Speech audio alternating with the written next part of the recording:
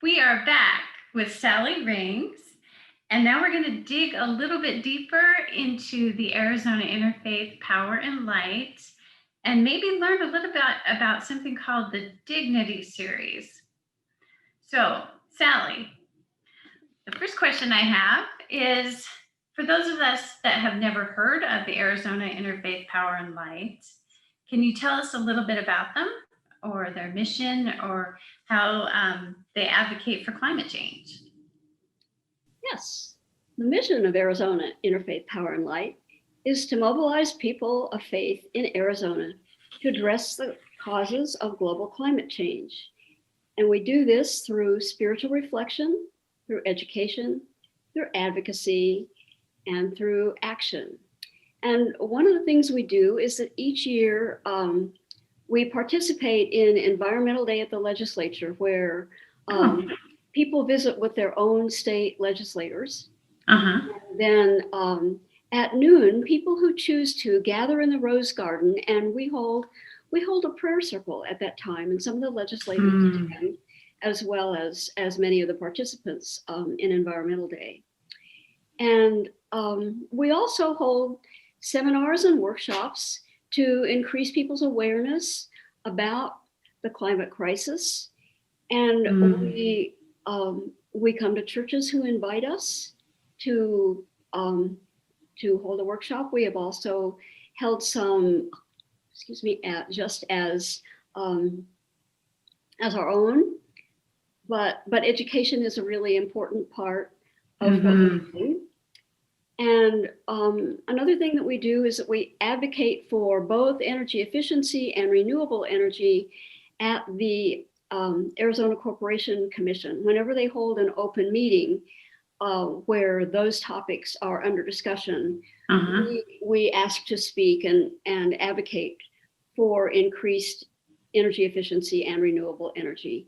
We do the same as opportunities arise at the legislature. And this fall we have, particularly our executive director, Doug Bland, has met with many legislators, both at the national level and the state level, to advocate for addressing this climate crisis.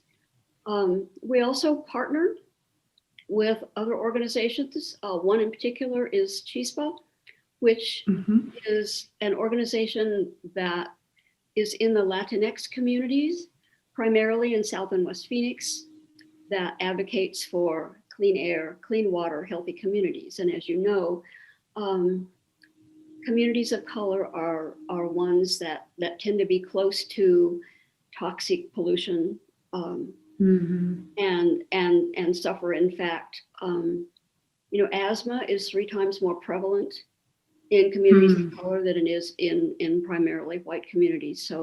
So we see the connection too between climate change and environmental justice.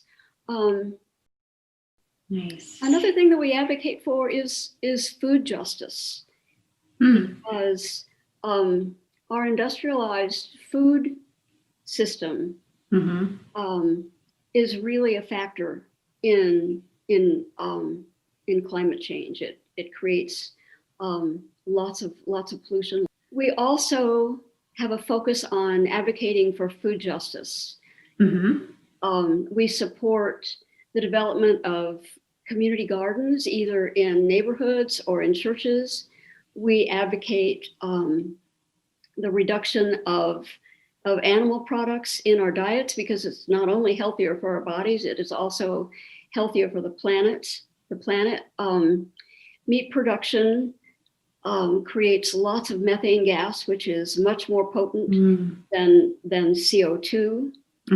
So, and we support regenerative agriculture, which, as I understand it, is an approach to agriculture that is trying to bring regeneration to the soils, which industrial agriculture has depleted.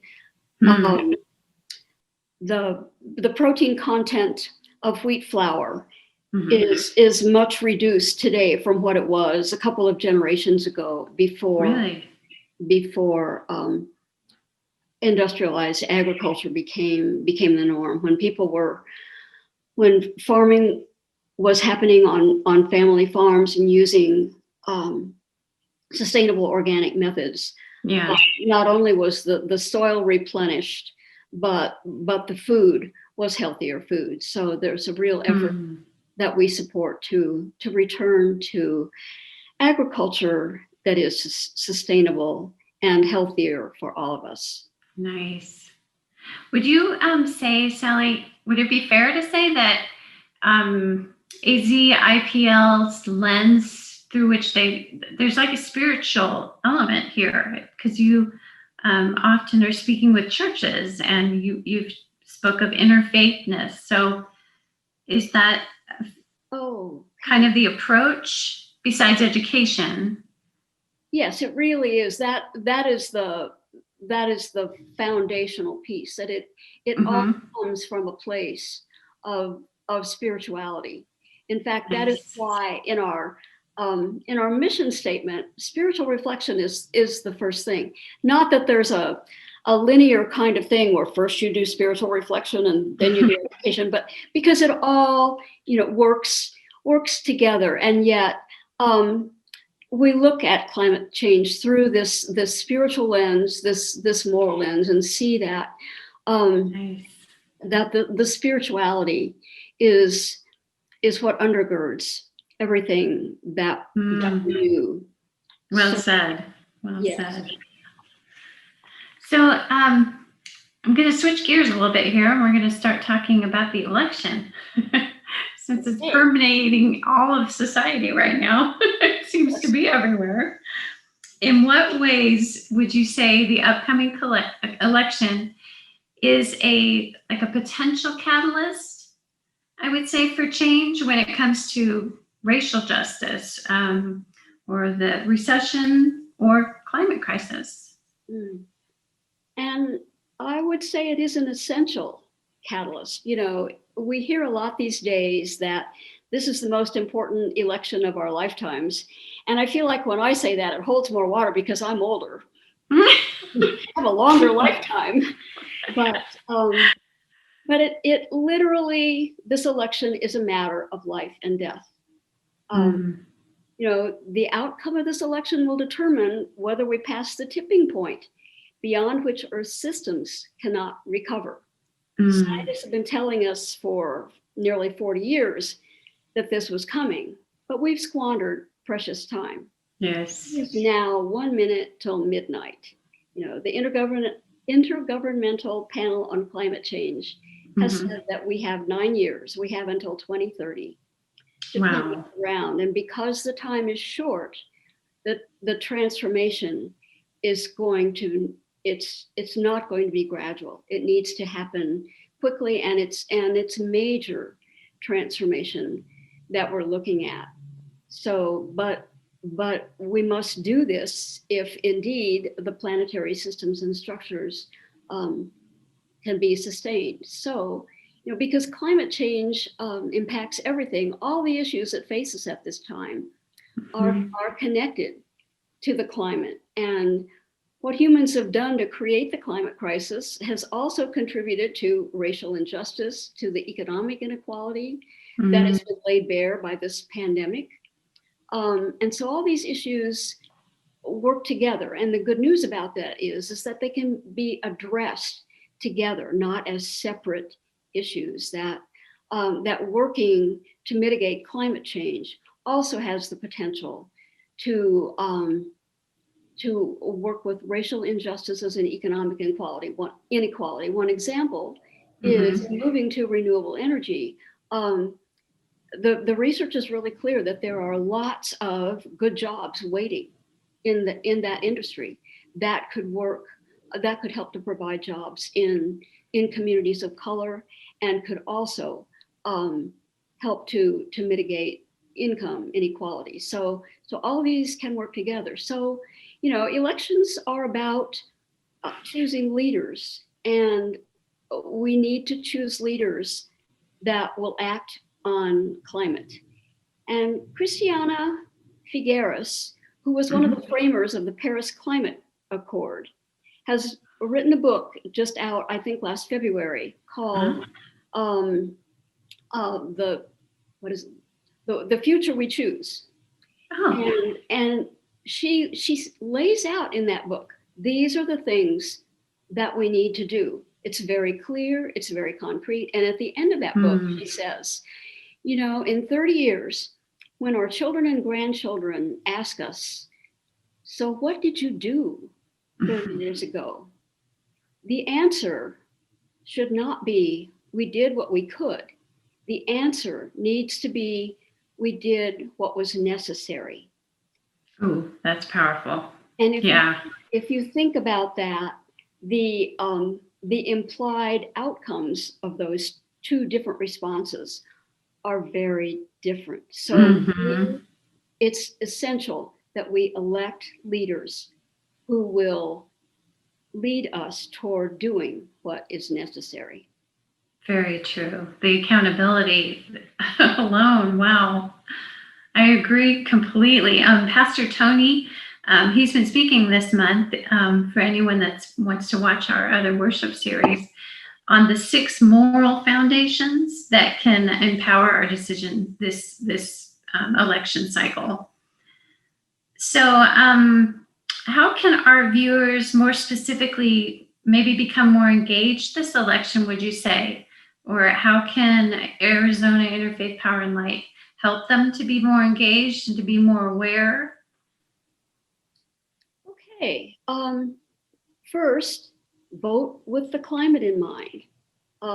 Find out, particularly, I'm thinking of state legislators, what their record is on voting the climate. The majority of the state legislators in Arizona are not strong proponents of climate action. And in fact, if you go on the website of the Sierra Club, they have a scorecard. They grade all of Arizona's legislators according to their responses, well, toward environmental issues in general, which includes climate. And I know that in my legislative district, my senator has received an F from the Sierra Club. So I will not vote for him. And there are, so there's some pretty easy research that can be done about voting with the climate in mind. And I would encourage all of you to go on the Arizona Interfaith Power and Light website, which is azipl.org. And when that page first opens, there is a link to sign the Faith Climate Voter Pledge, which just says, I will vote, or I have voted with the climate in mind. Would really encourage you to do that.